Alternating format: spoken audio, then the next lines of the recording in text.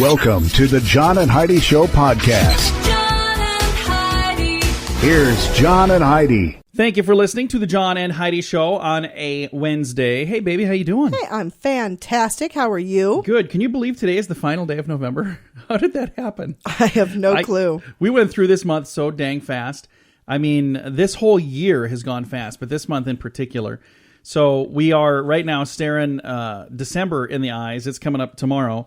I've got a guest today, Gilly MacMillan. I believe it's how I'm looking at my handwriting here. It's terrible. The author of a book called The Perfect Girl. That's who we'll be visiting with. And I'll have to go through and make sure I know who I'm talking to. That's coming up later in the program. It is estimated that last year over 300,000 people got sick from eating bad Thanksgiving leftovers. If you still have leftovers today, you might want to get rid of them. I actually have some leftovers today, things that I would like to have shared last week, but I didn't get around to it. So I'm going to squeeze those in, and I'll make sure I let you know when they're leftovers so you can, just toss them out if you feel like it. Sounds fantastic. In a Disney comic called Mickey Mouse and the Medicine Man, Goofy and Mickey became drug dealers. What? Yeah, I don't remember that one. Coming up, some special things happening on this date. We'll tell you all about it in a bit. Today is a special day, Heidi. Do you know what today is? What is today, John? I thought you'd never ask. It's Wednesday, November the 30th. Today is Computer Security Day. It is National Meth Awareness Day. That's super. Yeah, be aware of that. It is Rockefeller Christmas Tree Lighting Day today. And it is Stay Home Because You're Well Day today. So all of those things happening. Stay home because you're well. Yeah. That's awesome. Like I'm staying home. Why are you staying home? I'm well. So I'm just not coming in. I'm feeling way too good to come to work today. So of those, I think I'm going to have to celebrate the Computer Security Awareness Day. I'm certainly not going to celebrate the meth thing. And I'm not going to stay home because it's too late for that. And there's no way I'm going to make it to that Christmas lighting thing. So Computer Security Day it is. That's the one I'm going to have to celebrate on this Wednesday, the 30th day of November. Would you like to lose weight? You could wait till New Year's to make a resolution, but most people that do that are done with them in a few weeks. No, they don't hit their goal. They just give up. If you struggle to keep your weight where you'd like it, maybe you should consider hypnosis. Many people have amazing results with hypnosis, and it's not as expensive as you think. We have a special weight loss hypnosis program for just $60 at radiosavings.com. Hypnosis can help reduce the cravings that cause you to overeat. Learn more about this special hypnosis weight loss system from Extreme Power Hypnosis at radiosavings.com. John and Heidi. You know it's true because you heard it on the radio. This comes from Canada. A 19-year-old homeschooled graduate has become the youngest member of the Provincial Parliament of Ontario in the history of their country, winning more than 50% of the popular vote. According to CBN, Sam Oosterhoff beat out the new Democratic Party candidate, Mike Thomas. He's 61, by the way. And this kid is 19. He's in the Liberal Party candidate. Oh, no, there's a different one. Another Liberal Party candidate was Vicky Rinneget, 37. And this 19-year-old won a seat in Parliament. That's cool. Yeah, I think it's really cool. The Brock University student suspended his studies in political science to run for the seat. Progressive Conservative leader Patrick Brown told the Canadian press that Oosterhoff won largely because he focused on Canada's economy instead of resorting to campaign smearing like his opponents. I've got a link to this story, by the way, at facebook.com/John and Heidi Show. And I think that's good. You know, I think it would be wonderful if all of our politicians would take the high road instead of the low road. And if you're going to run campaign ads, run them about how good you are and what a great job you're going to do instead of about how awful your opponent is. So that's what this kid did. He's 19. He's a homeschool graduate, just recently enrolled at the Brock University. And he put his studies on hold to run for office and won. And now he's going to be in Parliament at age 19. That's fantastic. Youngest Good for him. In the history of Ontario. This is in Canada. So I just think it's really kind of a cool thing. That's very cool. Maybe a lesson can be learned from that. Because, he didn't spend a ton of money advertising to smear somebody. In the United States, in our presidential race, the person who lost spent way more money, and all of the campaign ads were negative towards the person that won, and somebody else won. Maybe Americans, and this one here, this is in North America as well, Canada, maybe people are just kind of fed up with the whole negative smear, and they're going, you know what, let's get away from that. So this young man, again, 19, and the story is at facebook.com/John and Heidi Show. And you know it's true because you heard it on the radio. John and Heidi. The John and Heidi Show is brought to you in part by the Keystone Treatment Center. This is your brain, and this is your brain on drugs. We share silly stories here on the program, but addiction is no joke. If you or someone you know suffers with an addiction to drugs or alcohol, make today the day you seek help. Call toll-free 844-204-1055. That's a toll-free number. Again, 844-204-1055. and this is your brain on drugs. A highly intoxicated Chicago man faces several charges after driving up to a nuclear power plant in search of gasoline. Oh my gosh. Police say it's the second time in 2 weeks that a drunken motorist mistakenly pulled into their security checkpoint. The nuclear power plant is located about 60 miles southwest of Chicago. This man failed a breathalyzer test and was later charged with DUI and entering a controlled access area. What do they have going on there that people think it's a gas station? Well, it probably has an awning thing over the top of this little booth. I bet it does look like a gas station from far back on the road. I don't know. So two times, and they said they were both drunken motorists. So, Well, you guys have gas? No, we don't have gas. You have chicken wings? there must be a bar close by. You have Twinkies? You got anything? I'm hungry. I have no clue. Maybe I'm the only one that when I'm drinking I get hungry. If that's the case, that joke didn't work for anybody else. So I always eat when I know drink. you do. Not even because That's I'm our hungry, thing. just because I feel like eating. There you go. Our moment of duh is coming your way. John and Heidi.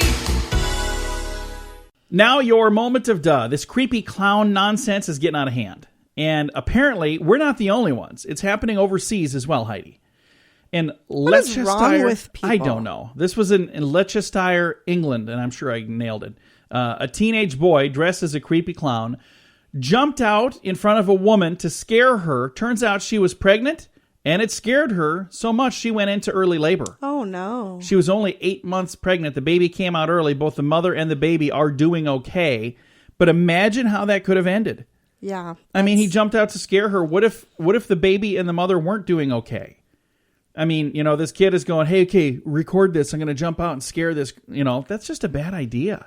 Well, I've seen those videos all the time where people, because what happens if you do that to somebody with a concealed carry permit? And yeah, you because I'm telling you right now, some clown jumps out at me. Yeah.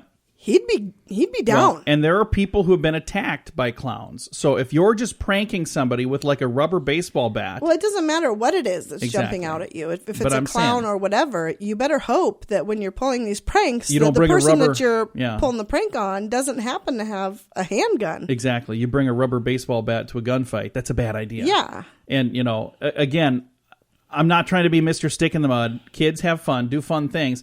Just do it in a safe way. So be careful out there. This could have ended terribly. We've got your scoop of the day on the way. The Scoop of the Day is brought to you by Wells Blue Bunny. If you want delicious ice cream, be sure to look for the Blue Bunny. Sure to have your favorite flavors. Learn more at bluebunny.com.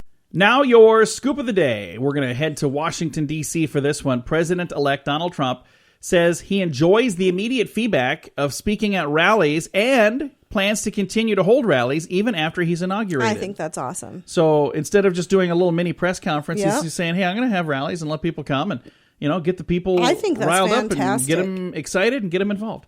There was this president, Franklin Delano Roosevelt, that utilized radio with his fireside chats. Mm-hmm. So he utilized the media that he had available back then. And Donald Trump is utilizing the internet and these rallies. So according to a study from the University of Texas, the best food to eat after a workout is what, Heidi? Bananas? No, it's a big old bowl of cereal with non-fat milk. Oh. So it's saying healthy cereal. Probably not, Fruity Pebbles and chocolate milk or whatever. I don't know. That's probably not good. Hey, the current fitness wisdom is to build muscle size, you need to lift heavy weights. Well, a new study from Canada's McMaster University found a similar degree of muscle bulk can be achieved using lighter weights. The secret is not the size of the weight you lift, but stimulating muscles and pumping iron until your muscles become fatigued. So saying you can lift smaller weights, just lift them more often. And that's exactly what I'm working on. So mine, however much I can fit on a fork, that's how much. Oh, and I my lift goodness. it up to my mouth. And it's just repetition, Heidi. Mm-hmm. Repetition. I'm working on it. We'll see. A survey asked 300 workers to name their biggest time wasters What would you say your biggest time waster at work is? At work? Yeah. They're asked workers, so yeah. Probably Facebook. 5% respondents cited Facebook or Twitter or another social media platform as their number one time waster. The biggest culprit, the biggest time waster in the office is chatty coworkers. So you're trying to get something done and you have somebody stopping, hey, did you have a nice weekend? How'd the weekend go? How was that? So what'd you guys do? Did you go to the lake? Did you do this? Did you do that? So tell me about your Thanksgiving. What'd you guys do for family come? Did you go somewhere? So these are all conversations that I've had in like the last hour. So I'm just throwing that one out there. Researchers from the University of Virginia report that old age begins way younger than we might have thought, in our late 20s. After testing a group of men and women over a 7-year period, the scientists determined that our mental abilities start to decline when we're 27. They peak, by the way, at age 22. So that is the highest. That is like the mental peak for us is 22, and they start to decline at 27. And I already forgot the beginning of the story because I'm way beyond that. So I think that means I'm getting dumber every second is pretty much what that story says. AT&T's chief medical officer. Let's pause right there. Did you even know they had one of those? No. Why? Why would AT&T have a chief medical officer? That just seems weird to me. They're warning that cell phones can easily spread the flu because they're one of the few devices that regularly come close contact with our face. Dr. Geeta Nayar, who is AT&T's chief medical officer, again, didn't know they needed one of those, but Dr. Geeta is urging people to clean and disinfect their phones regularly, use hands-free sets, and avoid talking out of their phones in restrooms. So you don't want to have your phone out utilizing for anything, talking on it, even just texting or Facebook or anything in a restroom. She says cell phones make a convenient delivery device for viruses because of how often people shake hands and turn doorknobs and use railings before they touch their phone. So saying you're touching things with germs right before you touch your phone that you then hold up to your face. Ah, I see. All of this makes a ton of sense. There was some kids on Shark Tank that had like a device. It was like a light, some sort of light box. You'd put your phone in and turn it on, and it was like it looked like your phone was tanning, but it was the infrared lights that would kill all the germs. Now I need one of those. I think they're like $5,000, so I probably won't be getting one. No, and you know what? If you're going to get sick, you're going to get sick. It doesn't matter. Build up some immunity. Yeah. That's why both of us sound kind of awful right now. But I hardly ever get sick. When I do, it's a doozy because it takes quite a bit to knock me out. But well, coming up, we've got a guest that is on the way. Going to be visiting with the author of a book. The book is called The Perfect Girl. That's coming up next. John and Heidi. We just wrapped up one of the most contentious elections in the history of our nation. Some are excited about the outcome, others not so excited. We want to remind you that we're still one nation, under God, indivisible. We've made it through many things, and we'll make it through this too. Let's do it together. At PoliticalStorm.com, we've been covering this election from both sides, and we want to thank the many contributors that have helped make that possible. We also invite you to become a contributor too with a free blog. Let's share all of the reasons to come together and unify as a nation. Share your voice at PoliticalStorm.com. John and Heidi. Thank you for listening to the John and Heidi Show. We've got a special guest joining us right now. Gilly McMillan is a New York Times best-selling author of a book called What She Knew. She has a new book out called The Perfect Girl, and we have Gilly McMillan joining us right now. Gilly, how are you doing today? I'm very well, thank you. Congratulations on the success of What She Knew, and now you've got a new book out called The Perfect Girl. How long have you been working on The Perfect Girl? I worked on The Perfect Girl for about 10 months. I actually wrote it more quickly than my first book. It was a story I just loved, and it was a fast-paced story, and I think I just wrote it at a pace to match the story itself. Now, your first novel, What She Knew, was a huge success, and that came out, was that a year ago, or is it 2 years ago now? It was December 2015, yeah. Wow. So time flies, because, that one came out, and then all of a sudden, here we are, not even a full year later, and you've got this next one, The Perfect Girl. Already hearing all kinds of great things about this book. And is this kind of a continuation of the first? No, it's a standalone novel. It's a completely different story. The book I'm currently working on is a continuation of the first book, actually, but The Perfect Girl is a novel kind of that you can read on its own without reading the first one. I wanted to write a standalone psychological suspense story. That is awesome. Now, something that people listening might not know is, in addition to writing, your family is also involved in television. You've got a son that's on BBC's popular show, Call the Midwife. How long has he been on that program? Yes, that's correct. He plays Timothy Turner, who is the son of Dr. Turner in the show, and he has just finished shooting season 6, which is his 5th year on the show. So he's 16 now, and he's been on the show since he was 11, so he's grown up on it. You've been working on this book night and day, so you had to do some of this writing while you're sitting on the set waiting for them to do the filming. How interesting is that? Because you've got so many distractions. Did some of what was going on around you find its way into the book, or were you able to keep all of that separate? I probably did, because being on set is such a creative environment. I mean, I think it can't help but be inspiring, especially on a show like Call the Midwife, which has such fantastic production values. So every time you're on a new set, you're just kind of going, wow, at the attention to detail on the, in the set itself, in the costumes, in the script. So I think it's been very inspiring for me, although there are times when I need to put in a pair of headphones and block it all out.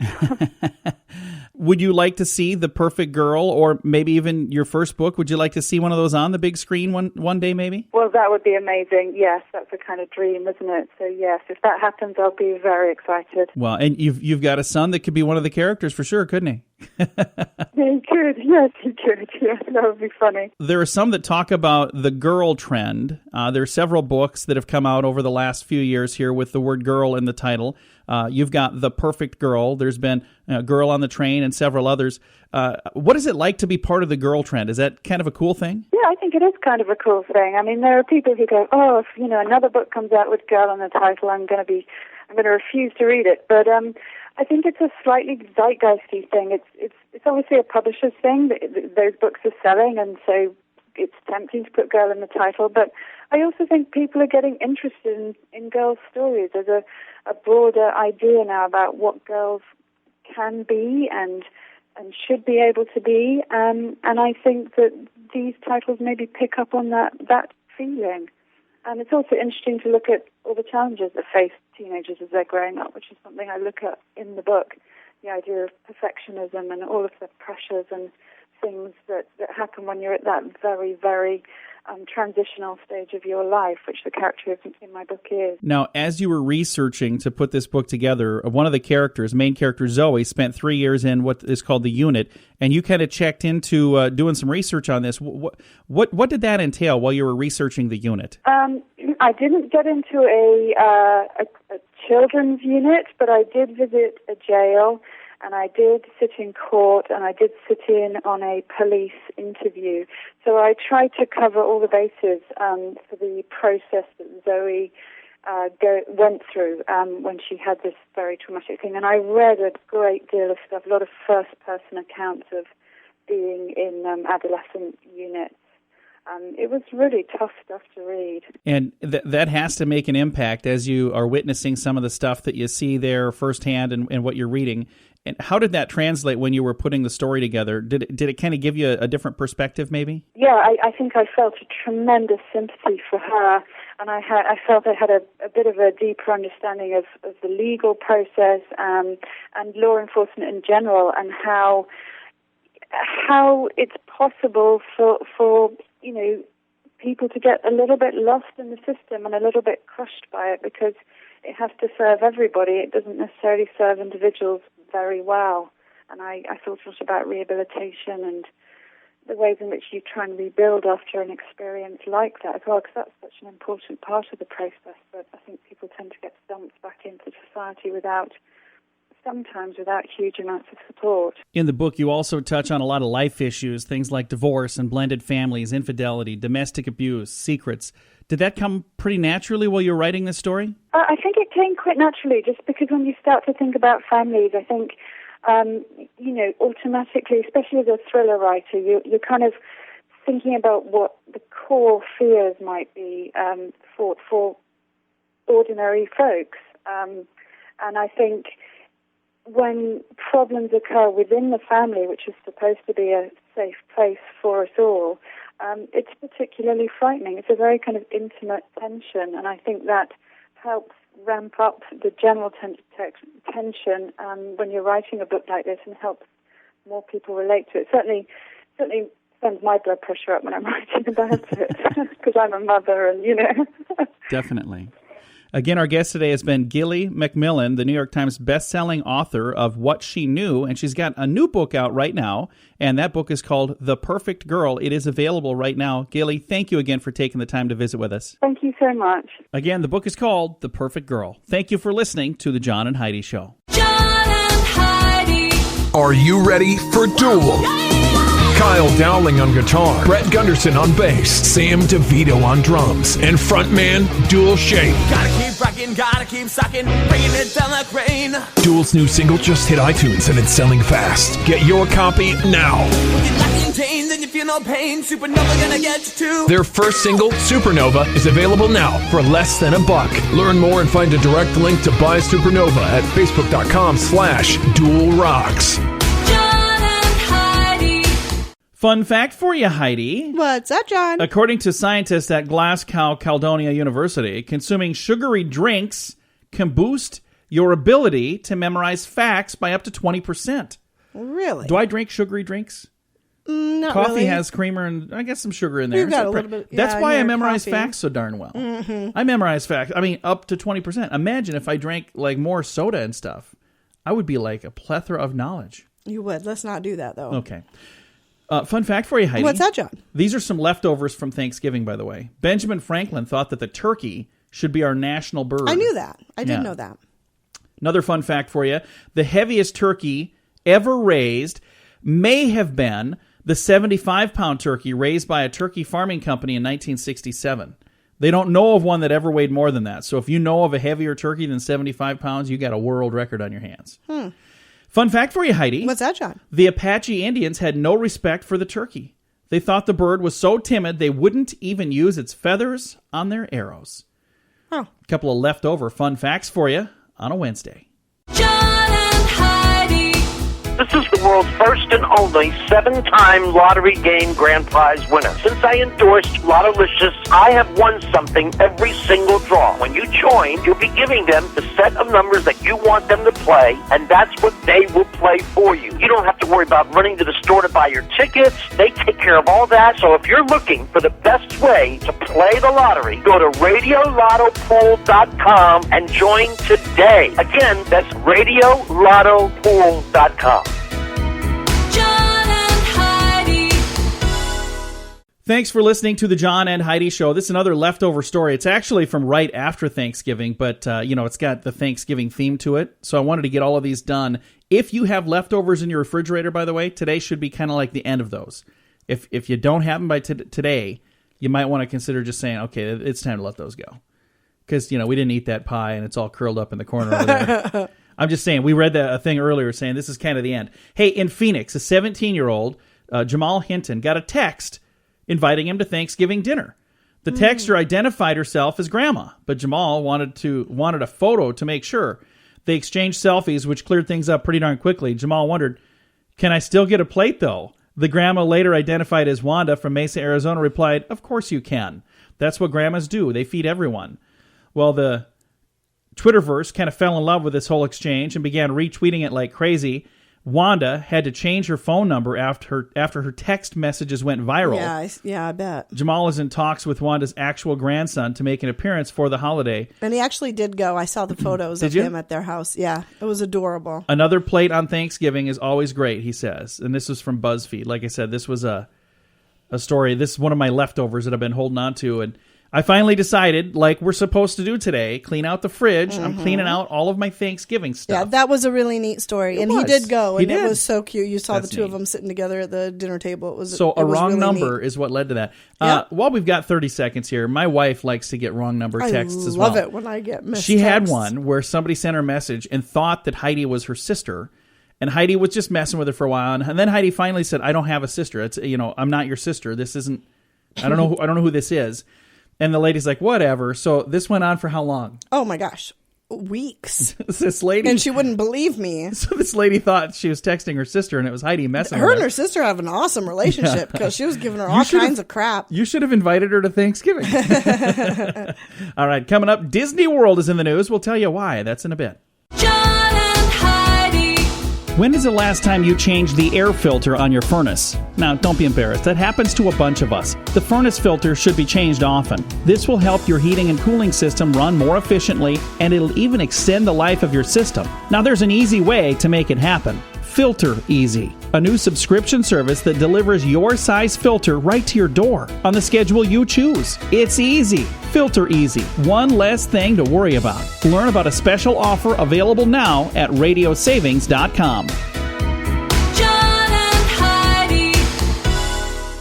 Thanks for listening to the John and Heidi Show. Got an interesting story here, and I have a link to this on our Facebook page so you can see what we're talking about. But Disney World is ditching their fireworks. Instead, they're going to have drones this holiday season. What? Yeah, the Disney and Intel launched the Starbright Holiday Drone Show, which they're billing as the world's largest drone LED show. Instead of carefully orchestrated fireworks shooting hundreds of feet into the air to create images of a flag or a flower or intersecting circles, 300 drones shine 4 billion different colors in the night sky. And this is something that I think is going to be absolutely fascinating. Now, we've been to Disney. Yes. And we've seen the fireworks. Yes, and we've amazing. seen that their parade and all of their stuff. And, you know, they do it like only Disney can. You know, they've got the budget to do this stuff. But this is a fascinating idea. Even though I'm sure it was expensive, this is something they can reutilize over and over and over. And each one of these things, you know, they go up in the air and they go hover in their place. And then there are lights on them so they can have, like, basically, if you go onto Fremont Street in Las Vegas where they got that roof, it's like that, but it's made of drones. So you have to check out the link, facebook.com/John and Heidi Show. John and Heidi.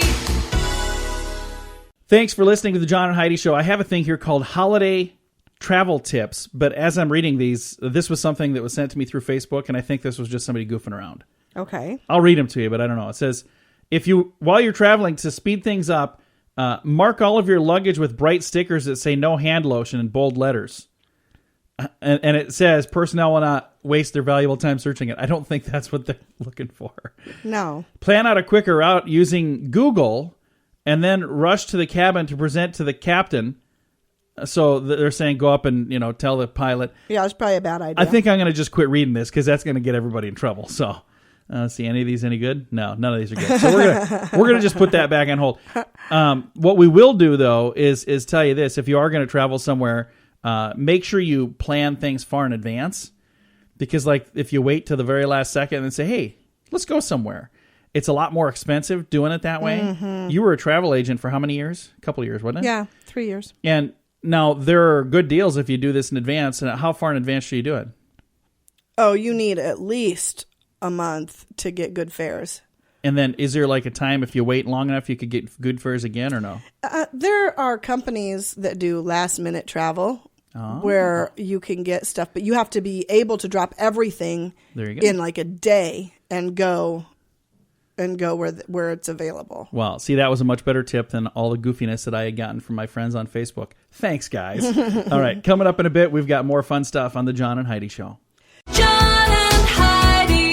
We just wrapped up one of the most contentious elections in the history of our nation. Some are excited about the outcome, others not so excited. We want to remind you that we're still one nation, under God, indivisible. We've made it through many things, and we'll make it through this too. Let's do it together. At PoliticalStorm.com, we've been covering this election from both sides, and we want to thank the many contributors that have helped make that possible. We also invite you to become a contributor too with a free blog. Let's share all of the reasons to come together and unify as a nation. Share your voice at PoliticalStorm.com. John and Heidi.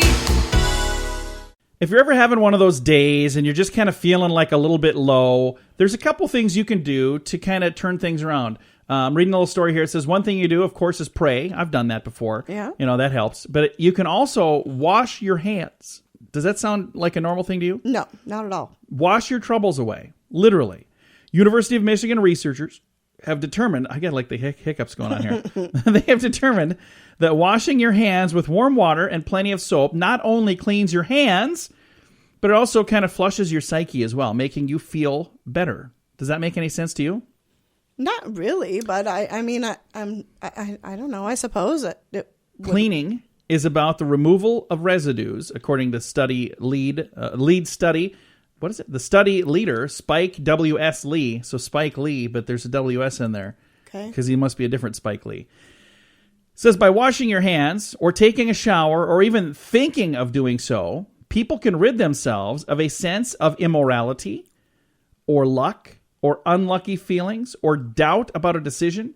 The bodily experience of removing physical residues can provide the basis of removing more abstract mental residues as well. Better yet, you can do this while you're praying too. There you go. So you can do both at the same time. There you go. But they're saying that this could be taking a shower or taking a bath or even just washing your hands or even thinking about it. So there you go.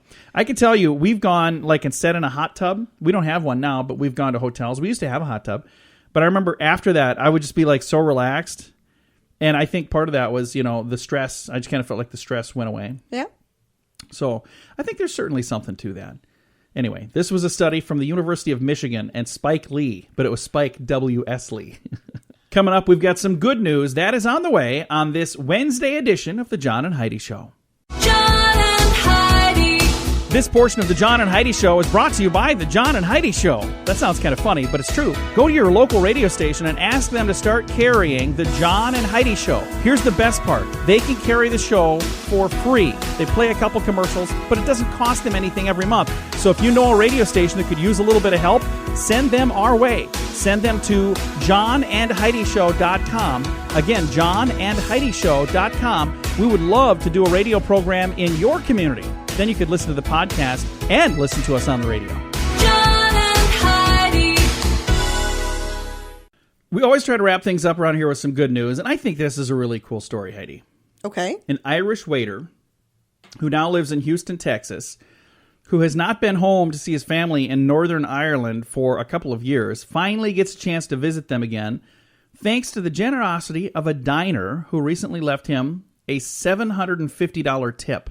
Aww. Yeah. Now, his tab was $182.87, so that's a pretty good-sized tab. Yeah, but that's an awesome tip. It is an awesome tip. A man named Jeffrey stopped by to eat at a restaurant where 22-year-old Ben Miller works as a waiter.